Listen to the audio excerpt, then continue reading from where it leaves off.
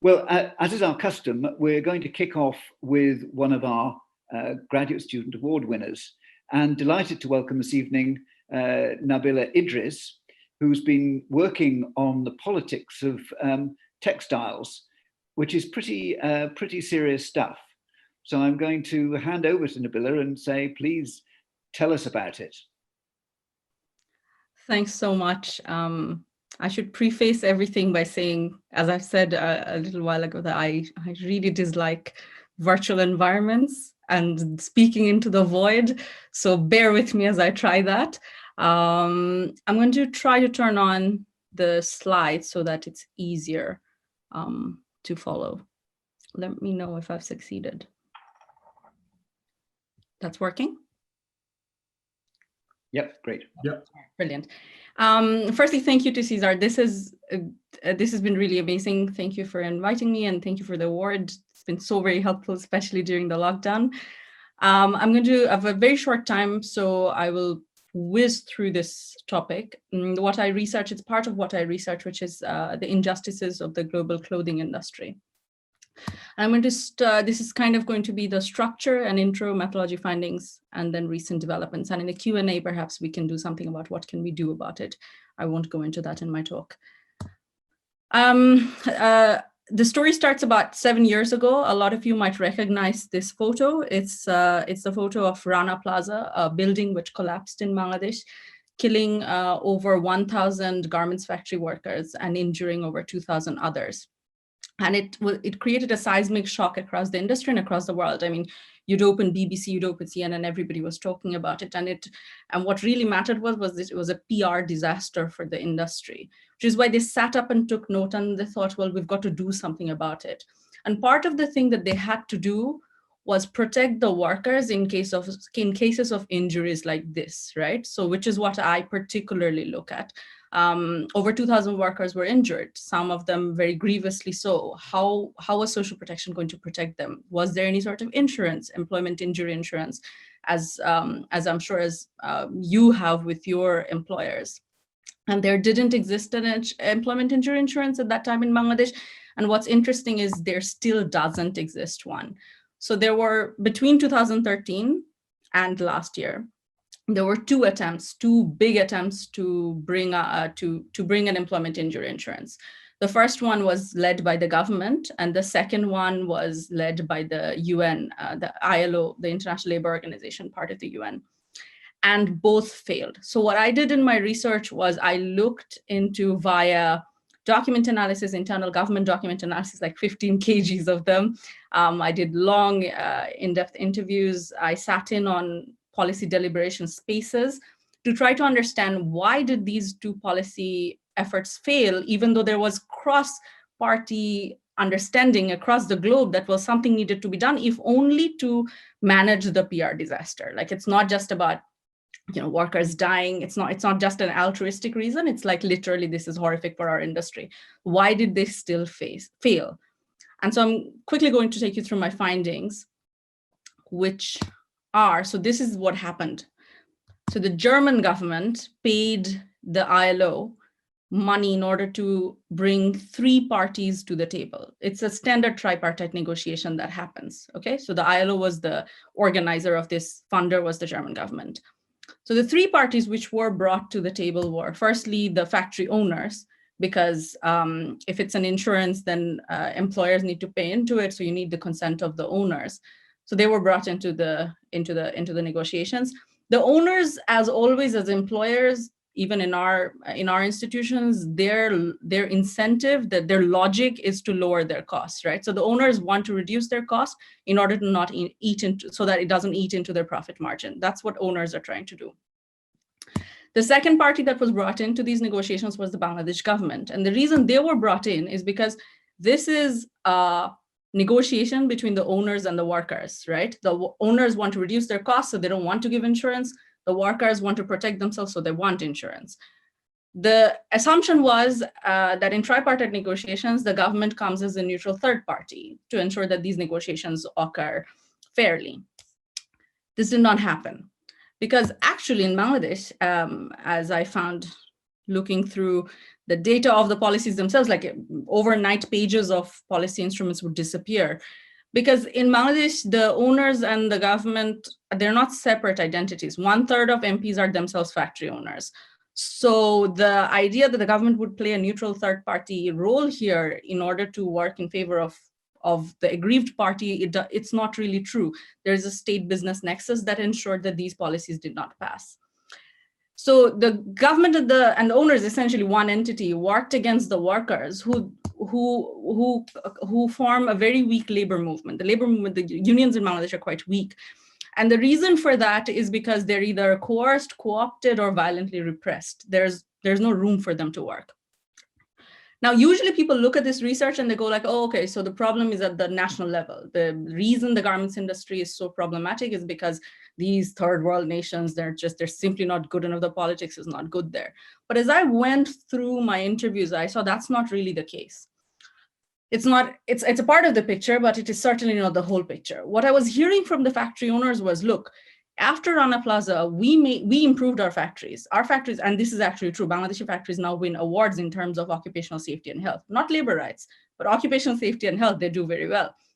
And they said, look, we've been doing that, but it has had no impact on our prices. The brands, brands you'll be very familiar with, you'll see them on your high streets, continue to pay us nothing, even as we increase our production costs. So the problem was that the brands always have threatened to move to another country should production costs increase.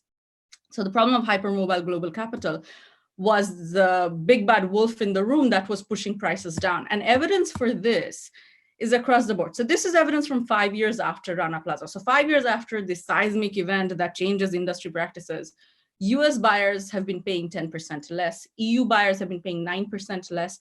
This has decreased factory profits by 13%, which has in turn decreased real minimum wage by 6%. Globally, 52% of supplier factories have accepted orders where they can't even cover their own production costs. Now, you might think, well, maybe the apparel industry across the world is going through some sort of crisis, and that is why this is so. This is not correct. This is just data from Australia, but this is really true across the world.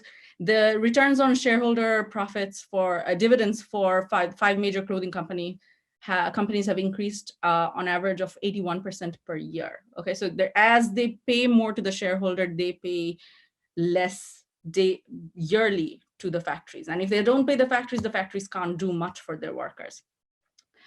Now, we see that in the data as well. So the increase in labor rights violations, which is in the bar charts, correlates to the decrease in how much you pay for in this case, trousers. So the less you pay, the more violations that will happen. Now, how has this worked out in the pandemic? And this is where I'll end. So what happened during the pandemic was, suppose you go to a restaurant, right? You know that the owner isn't really rich. It's a poor restaurant run by a poor family. You go to the restaurant and you order food, which is you've got high dietary requirements. You're a fussy eater, so you've made a very particular order, and the chef has prepared it for you. The waiter has brought it to your table. It's placed in front of you. You decide you don't want to eat it, so you just get up and leave. Is that fair? Because the restaurant has put all the effort in preparing the food, in buying the ingredients, doing all of that, and you simply just walk away from it. This is exactly what the garments industry, what happened in the garments industry, except to the tune of $16 billion. So retroactively, brands which had placed orders with factories retroactively cancel 16 billion worth of their orders. They just simply said, look, I know you've bought the raw materials. I know you've cut the clothes. I know you've sewn the clothes. I know you're preparing to ship it. And in many cases, you've already shipped it. I'm simply not going to pay you for them. And that's that. This ensured that over 2 billion worth of wages were lost. And in Bangladesh alone, 1/4 of the industry's workforce lost their jobs. So that's 1 million lost jobs. This is a comparison between trade data just to the US of apparel exports, Bangladesh's apparel exports to the US between 2009 and 2020, 19 and 20. The loss just in the US was over $700 million. It had direct impact on the lives of workers. So this picture is from April, early April. You can see Bangladeshi workers are not, antagonistic to masks. Look, there's no skepticism. They're all trying to wear masks. This is whilst lockdown was happening. 1 month before lockdown eased, they all returned en masse to their factories, unable to maintain social distancing because the factories were facing such unbearable loss that they were forced to open. And the loss was because global buyers that are in your high streets forced them to open. And you might think this is, a problem of the pandemic, everybody's lost, so, this is bound to happen. That would be incorrect. So, more data is going to come out just like it did after Rana Plaza, but we have some early data already. So for example, Kohl's in the US, they paid 109 million dividends to shareholders after they canceled workers. So after the orders, after they told the workers, we can't pay you, they went and paid the shareholders anyway. So I'm going to end there, and then we'll take questions and answers. And I hope I've been able to keep to time. Edward told me, who's meticulously planned this, he told me I should keep to 10 minutes. I've kept to 9:20 minutes. Thanks. Nabila, that was absolutely smashing. Thank you. I can't see any, let me just see if there are any questions. I can't see any questions, so I'm going to abuse my privilege and ask the question that you kind of hinted at, really. This is really shocking, isn't it? And how fascinating that you've been able to get under the skin of it and reveal the facts, which I suspect a lot of people didn't want revealed. So what do we do next? Who has to do what to improve the situation? Yeah, so I speak about this like everywhere, and whenever I do, this is the question. And so I've started giving hints at this point, but even in the absence of hints, this is the question that comes up. So I hope you'll bear with me if I show that through a diagram, because it's just easier to do that than words.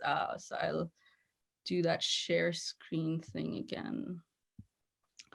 So see, in the schema that I had shown earlier, there are these actors, right? But then there are two other actors that I didn't show. One is, these are the Western governments where these companies, these high street brands are situated. That's where their headquarters are. And the second are the Western consumers who buy the products, right? So you've got two other stakeholders who could potentially have an impact. So what I did was I divided what potentially you each could do. And then, this is one slide, I'll finish this in about 30 seconds, hopefully. So one, you could say like, okay, so let's look at starting with the consumers, because that's what we usually hear, oh, buy better, things like that, right? So if we could change consumer behavior, what would we do? We'd say, well, boycott particular countries, don't buy from Bangladesh or things like that. But we know that's particularly unfair because, as I showed in my speech, it's not like the factories have a lot of control over this. If they don't get money, they can't do much for labor rights. So that's pretty unfair. You could also say, well, no, maybe you boycott particular brands.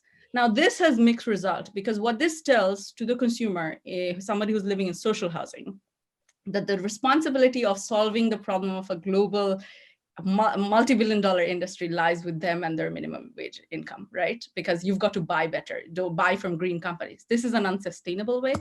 So the second way you could go about it is to go like, okay, if I can't do it with the consumers, maybe I could do it with the governments, because they're the other stakeholder, right? The Western governments might be able to do something.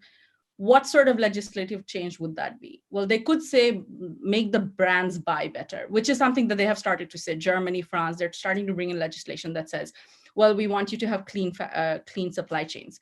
But the problem with that is it again forces countries like Bangladesh into horrible positions, because the whole point is they can't protect their supply chains. They can't clean up their supply chains unless you pay them. Right? So just saying that they clean it up, it's not enough. The other one, and this is the final one, is to say, well, maybe brands should share more profit down the ladder, and maybe that's something that Western legislation might be able to force them to do. So that's kind of where I am in terms of solutions. I don't know if it'll work, but it is what it is.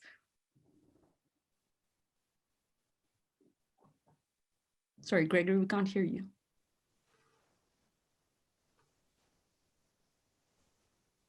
You might need to unmute.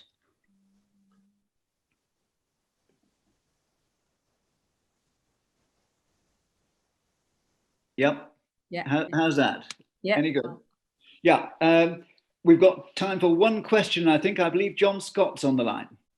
Hello. Actually, you've basically asked most of the question I was going to ask, but as a slight follow-up, is there any scope for the manufacturers to change their marketing approach? I know this has happened in some areas where relatively low-cost overseas manufacturing has had to change to meet more particular demands from the actual buyers, and that's actually worked in their favor because they can make more products which are more appropriate rather than run-of-the-mill products.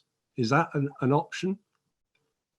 So do you mean where we cut out the middleman in the form of the brands and the relationship becomes? Yeah, to some degree, yes. Yeah, I mean, well, I have read about within the manufacturing community some discussions like, oh, why don't we market our own products ourselves? It's the brands who are shortchanging us. Perhaps we could do that. It could be a way. It would definitely be great. A problem is that brands essentially sell their brand, right? So there's the whole idea of fashion, what will people wear, and they have an entire infrastructure in place which sets seasons and which sets styles and fashion and what people are familiar with. So to say that what you've said would be ideal, of course, but in terms of practicality, given in the consumer mind, the brands are a very big factor. It's how they buy. If you were to think about buying clothes, you'd go down to your local H&M. You wouldn't necessarily look for something in Bangladesh to send something to you directly. It is perhaps impractical, but of course, it would be great if it were so. Okay. Great. Nabila, thank you. That was absolutely smashing, extremely insightful, and not a little shocking, as I'm sure everybody says to you.